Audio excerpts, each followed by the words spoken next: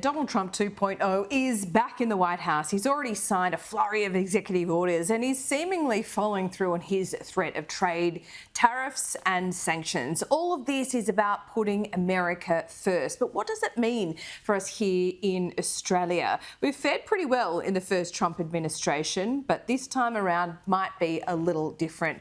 Joining me now is the former Home Affairs Secretary, Mike Pezzullo, who knows a thing or two about what we're about to talk about. Mike, thanks so much for joining the program. Your insights here are absolutely invaluable. What are your first observations of what Trump has done so far and how that might affect us here in Australia? Good morning, Laura, and I'm delighted to be joining your program on this regular segment, and thank you for asking me. I think the first week has really gone to form. For those who might have doubted that there was any ambiguity or any nuance in what the President-elect was saying about what he intended to do, I think that was really put to bed almost in the first hour with the signing of those executive orders. Before we get to Australia, just very quickly, from an international or strategic perspective, what's characterised this week in the second term of the Trump presidency, following the first term 4 years ago, is a very clear commitment to the application of American power.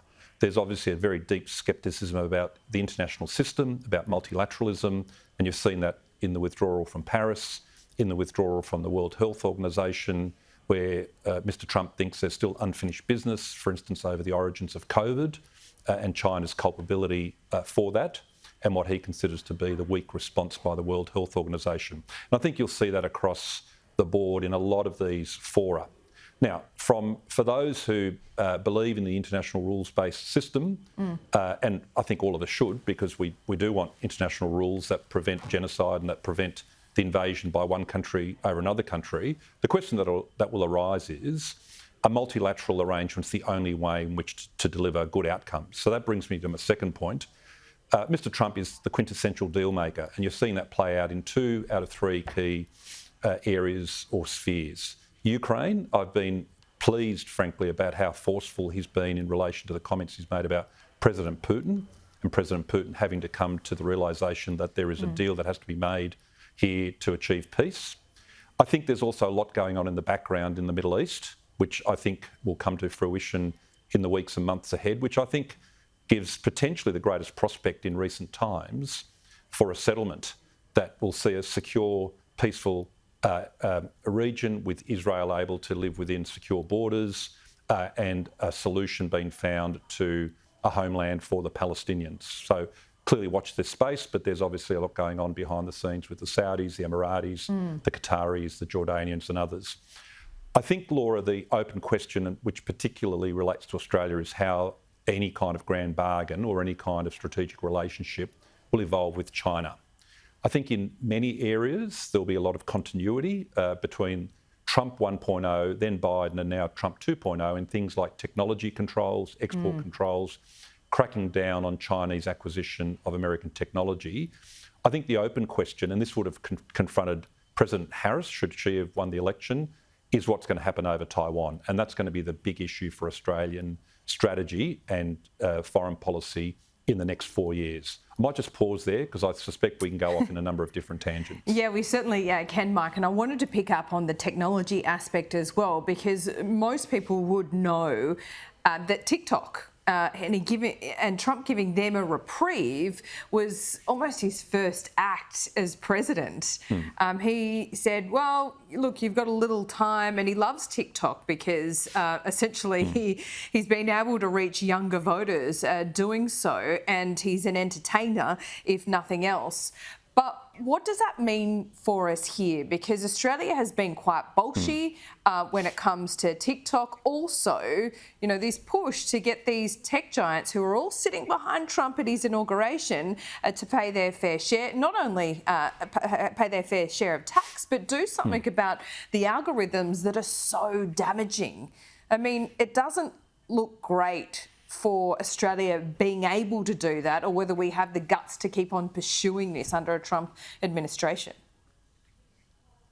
I think, Laura, it's not quite as clear-cut as that. I think the thrust of what you said is absolutely what's going on. But I think there's some layers here, Can I first of all start with what is sometimes called the tech bros? They're all men, so they get called tech bros. There's a really interesting dynamic within the Trump administration, and in the end, the president will be the decision maker. It's quite clear that he likes to make decisions, but he likes to surround himself with quite contrary people. I think, just very quickly going back to the China question, you see in the National Security Administration what you would describe as China hawks populating that side of the administration. Secretary Rubio, National Security Advisor Waltz, Under-Secretary of Defence, should he be confirmed, Bridge Colby, are very hawkish on China and especially on the need to defend Taiwan. Then, of course, you have these tech giant leaders, just about all of whom, I don't think I saw the CEO of Microsoft, but I think just about everyone else was sitting there in that big room in the Capitol building when he was sworn in. Quite remarkable, and quite apart from the net personal wealth of those gentlemen, and they're all men, the power that those companies wield, to some of the points you've just made, is remarkable. But then there's the MAGA base, or the MAGA base, and they're different again, and they'll be very focused on Mr. Trump delivering for domestic priorities. So I think there's three different, if you like, tribes within the Trump administration, and just seeing how the balance of those tribes working together will be fascinating.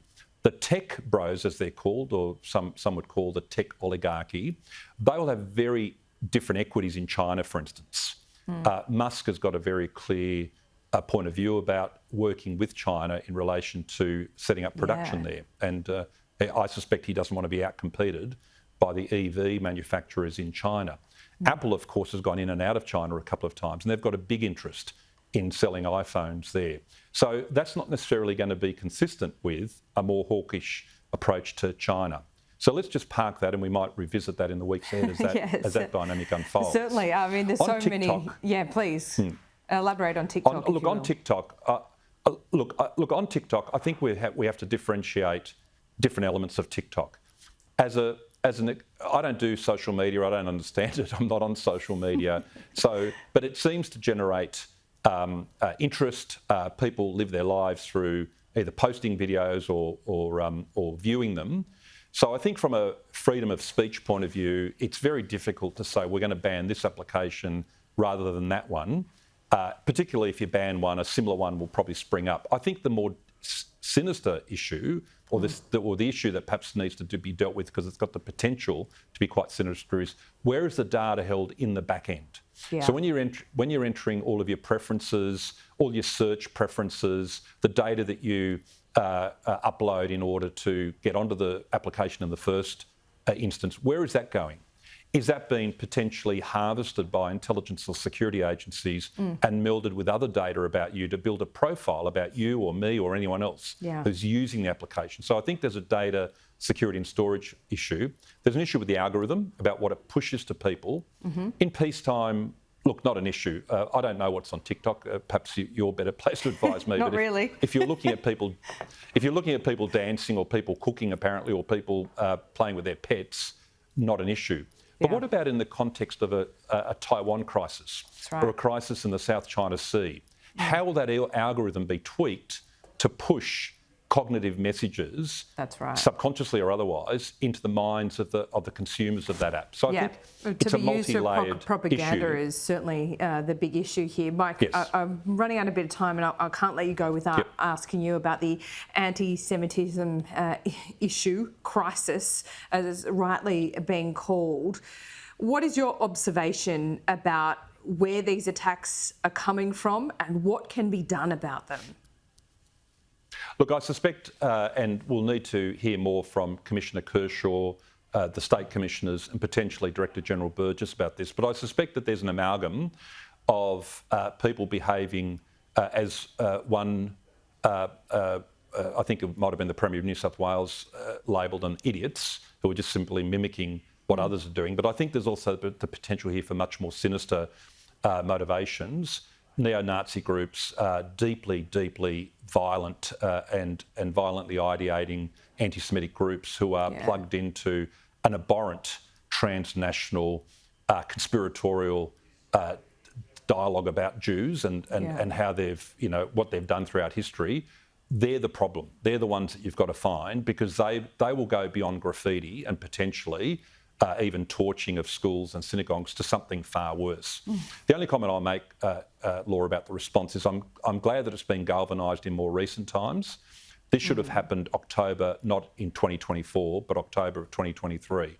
I was deeply concerned and indeed distressed when that Opera House protest occurred in the immediate aftermath of 7 October, and almost immediately those anti-Jewish slogans were being shouted. At that time, we needed a multi-agency approach, a bit like Operation Sovereign Borders in dealing with boat arrivals. You need an integrated multi-agency operation with a single line of accountability, preferably to the Minister for Home Affairs, who in the end is responsible for domestic security and social cohesion, and these are twin issues. That should have been established as early as that. Mike Pezzullo, always good to talk to you, and I'm so happy that we'll be doing this regularly. Thanks so much. We'll check in soon. Thanks, Laura.